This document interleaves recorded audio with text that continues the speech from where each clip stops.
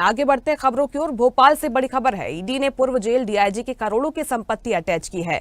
DIG के करीबियों ने अकूत दौलत बनाई थी। दिवंगत उमेश गांधी की 4 करोड़ 68 लाख की संपत्ति अटैच की गई है।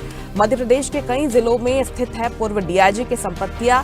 लोकायुक्त एफआईआर के आधार पर अब जांच फिर से शुरू होगी। आय से ज्यादा संपत्ति मामले में पीएमएलए के तहत यह कार्रवाई की गई है।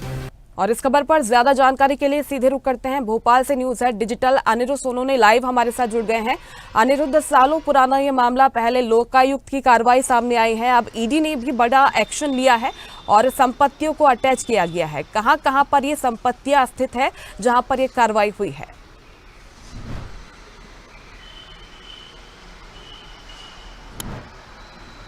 देखिए, केंद्र सरकार का भ्रष्टाचार के खिलाफ जो अभियान देश भर में चल रहा है वो मध्य प्रदेश में पिछले कुछ दिनों से जारी है और लगातार कचरा साफ हो रहा है जो कि भ्रष्टाचार का दीमक बनके जनता को परेशान करता था। और इसी कर पिछले दिनों ईडी ने लगभग 200 करोड़ की संपत्ति अटैच की थी जो कि पूर्व मुख्य सचिव और उनके करीबियों की थी, पूर्व मुख्य सचिव के करीबियों की थी।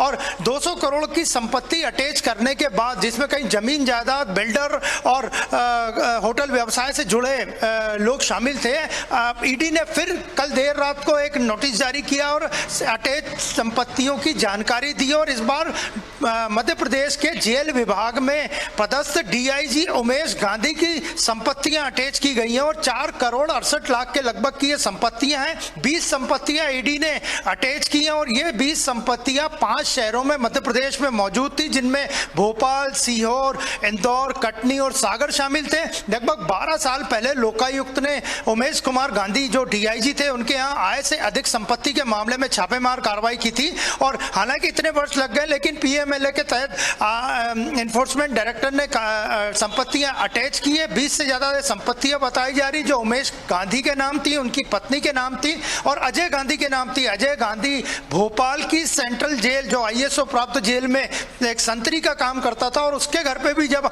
हम वहां मौजूद थे 12 साल पहले, छापा पड़ा था लोकायुक्त का, तो बड़ी तादाद में नकदी और सोने चांदी के जेवर, गहने आदि, आभूषण आदि मिले थे। तो ईडी ने फिर एक बड़ी कार्रवाई की है और पूर्व डीआईजी उमेश गांधी कुछ वर्ष पहले अब नहीं रहे इस दुनिया में, लेकिन उनकी संपत्ति लगभग 4 करोड़ 68 लाख की ईडी ने 20 संपत्तियां अटैच की है। और इससे यह संकेत दिया है कि केंद्र सरकार का ईडी डिपार्टमेंट लगातार मध्य प्रदेश के भ्रष्टाचारियों पर कार्रवाई करेगा और आगे भी इस तरह की कार्रवाइयां जारी रहेंगी।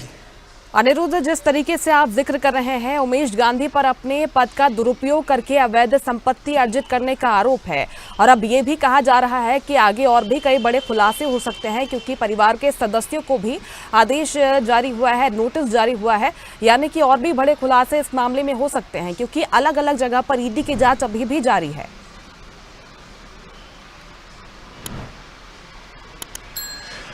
देखिए, जो संपत्तियां अटैच की गई हैं, जो 20 संपत्तियां उमेश गांधी जो पूर्व डीआईजी थे, मध्य प्रदेश के जेल विभाग में बड़े ओहदे पे थे, उस संपत्तियों के साथ साथ उनके बैंक जमा को भी अटैच किया गया है। वहां से जो आभूषण मिले थे सोने चांदी के, उन्हें अटैच किया गया है। म्यूचुअल फंड्स को अटैच किया गया है। इसके अलावा जो बीमा की कुछ पॉलिसियां मिली थी उन्हें भी अटैच किया गया है। तो कुल मिला के देखा जाए तो ईडी ने एक बड़ी कार्रवाई की है। हालांकि इसमें अमाउंट उतना ज्यादा नहीं है, लेकिन 4 करोड़ 68 लाख जो रुपए की 20 प्रॉपर्टियां, अचल संपत्ति जो अटैच की गई है, वो एक आम जनता के लिए, आम आदमी के लिए काफी बड़ा और असंभव अमाउंट रहता है कि वो जीवन में इतना कभी कमा पाए। तो आगे भी ये कार्रवाई जारी रहने की पूरी उम्मीद है। लेकिन फिलहाल उमेश गांधी की 20 संपत्तियां अटैच कर ली गई हैं और जिसमें उनकी पत्नी के नाम की संपत्तियां और उनके भाई अजय गांधी के नाम पे की संपत्तियां जो भी जेल विभाग में था और आय से अधिक पूरा मामला था। और उमेश गांधी पर लगातार भ्रष्टाचार के कई आरोप लगे थे